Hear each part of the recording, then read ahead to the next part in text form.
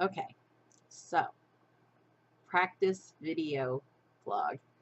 Um, I just want to get used to doing video blogs, so this is probably going to be, scattered a little bit and not the best quality. I'm not going to edit it a bunch or anything. I'm still learning how to do all that. I tried a video blog years ago, but every camera I could find was loud and crappy. When it focused, it would make lots of clicky sounds, and it was hard to upload stuff to where I wanted to upload it to. So we're going to give it another try. So here I am. Probably the first thing I want to talk about is in a video topic, and because I'm setting off, I feel like a little bit like I'm taking another little direction in my life. I've had various growth spurts, I guess, in my life, and I feel like I'm at the precipice of another, if that's a good way to put it. Like just jump in, just dive in. Um, so something that happened the other day is I was reading this article about modern day Shakespeare's, and it had 5 folks on it, and um, uh, Lamar Kendrick was one of them, and Rupi uh, Kaur. I'm not sure how to say her name. I believe it's Kuar. She wrote Milk and Honey. It's a poetry book, fantastic, fantastic stuff, and it's both of their work is so raw and just there's not a filter on the soul part side of it. There's just this they're able to get right to emotion, and Lamar in particular had a lot of you know sexual commentary and stuff like that in a way that didn't seem degrading, at least not the songs I listened to. It was more like appraisals, uh, and I liked to see that. But Rupi's Milk and Honey work was also touched on subjects that I personally connected to. What I noticed is that they just they just said it, just very purely, and that's what I want to try to do because I feel like I filter myself a lot now. I want to get on a path where I just finished my second book. It's, this is my second book, and it's going to be available soon. I mean, it's available in ebook, but paperback will be available soon. But Red Archer, from my Red August series, it's a fairy tale. It's a retelling of Red Riding Hood set in the 1980s in a small town in Maryland. All of those things appeal to me. So I wrote a book about them because I wanted to. I'm doing this wrong backwards now.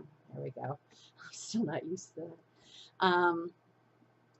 And that part, for that part, I wrote what I wanted to write about. The part that's harder is to write exactly what I want to say. I was reading something recently by Stephen King. I was reading a foreword in The Gunslinger, and Stephen King said that authors write. There are 2 kinds of authors, and they either write to be popular or they write to for themselves, And I think that for me, I'm sort of straddling that because I definitely have put a big filter on myself. I am so afraid of upsetting and offending people that I am extremely exacting in the way that I word things and the kinds of characters I use, to the point that I think that it bogs me down a little. I'm hoping book 3 I can be a bit more raw. I've been working on it. It does have an opening sequence that is pretty raw, and I think that I'm going to try to be less worried about being misunderstood. I have this huge neuroses now about being misunderstood. I had, a long marriage where I was invalidated a lot, and I had a really bad relationship, short but impactful one, some within the past decade that made me feel very much like I was not seen the way that I know that I am, and it made me question a lot of myself, and it really got me down on myself about uh, the way I word things. I'm so scared that if I word it wrong, a person's not going to understand, or I constantly question, am I doing this because I want something from this person? Am I being a pure person? Am I being a truthful person? And it took me a long time and a lot of therapy to work out that it wasn't, it wasn't. It, well, it doesn't really matter. The thing is that in the aftermath, I became very afraid of being misunderstood, and I kind of had this wall up. I didn't really want any new friends. I didn't want anybody else new in my life. I was afraid anybody new would seem like a good person who really liked me, and then that would turn out to not be true. So it has had an impact on my work. So I will just say that. Um, with that being said, not I don't want to make it sound like that was the only time that I felt that way. It's kind of always been a thing of mine, being worried about being misunderstood. So it was already a delicate subject for me. And then to have a big misunderstanding that I felt like the basis of who I am as a human being was misunderstood by somebody that I really liked and kind of trusted and thought was a cool person, um, then saw me in a way that I felt was not only was it not who I am, but was not even a person that I would like or want to know as a human being. So once I got past a lot of that, like the initial stuff of it and the baggage, and I'm a very emotional person. My feelings get hurt fairly easy by people I like. I don't really care too much what some jerk on the internet says. I don't really care what some guy in a grocery store thinks of me. But when there's somebody that I like, and that I think likes me, and then I find out that they have these bad thoughts or whatever, this bad vision of me, it's hard for me to process that. So once I processed all that, I worked out that I definitely was letting that fear of being misunderstood impact my work. So now that I'm heading into book 3, and I'm having a little bit of a wild hair, as I like to call it. I've put my brow ring back in. Like you could see, I've dyed my hair purple and pink. It's been purple and pink on and off. It's not like that's anything new, but I've got makeup on. I don't normally wear a lot of makeup. Even bought some glitter um, uh, for my face, and things like that. I've been very inspired by people on my Facebook feed and stuff who've been coloring hair and putting on glitter and glossing their lips and stuff. I was like, oh, that's fun, a fun thing for me right now. I feel like, I'm feeling almost a little gothy phase coming on, which suits the whole werewolf thing, I guess.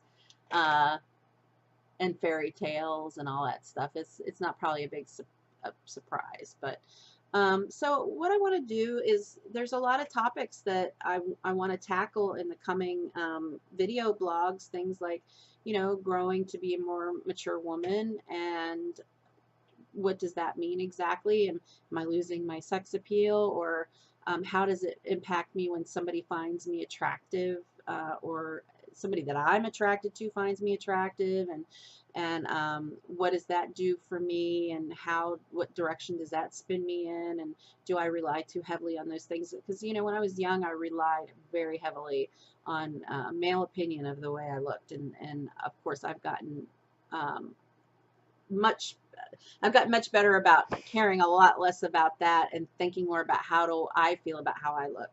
And I think that it's getting older, and things getting a little softer, and gray. A lot of this that you see here underneath there is pure white hair.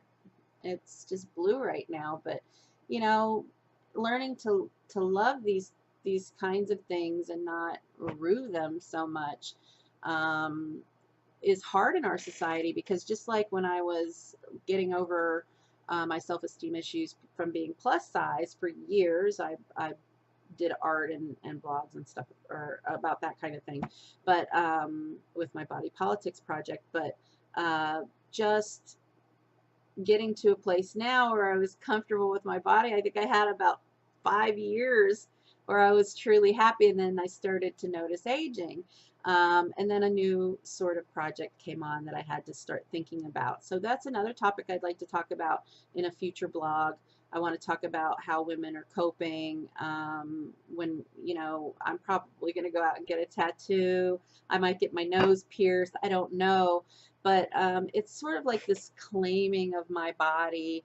I kind of want, you know, I kind of have this restlessness about me, and my my dear partner William Hardy, who I call my husband, even though we're not legally married, he gets to, uh, you know, he actually likes me the way I am. He thinks it's fun when I color my hair, and when I send him super long emails, he embraces it, and I think that he understands me in a way other people can't.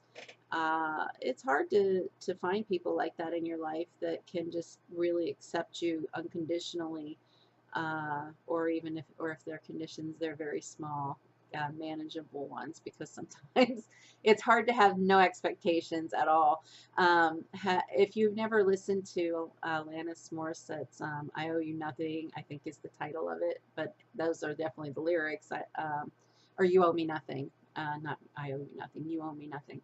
It's a really good song, and it's a goal, but it's definitely hard to obtain one, I think, for most people uh, in regular living out there living regular lives. But so anyway, thanks for sticking around for my practice video blog.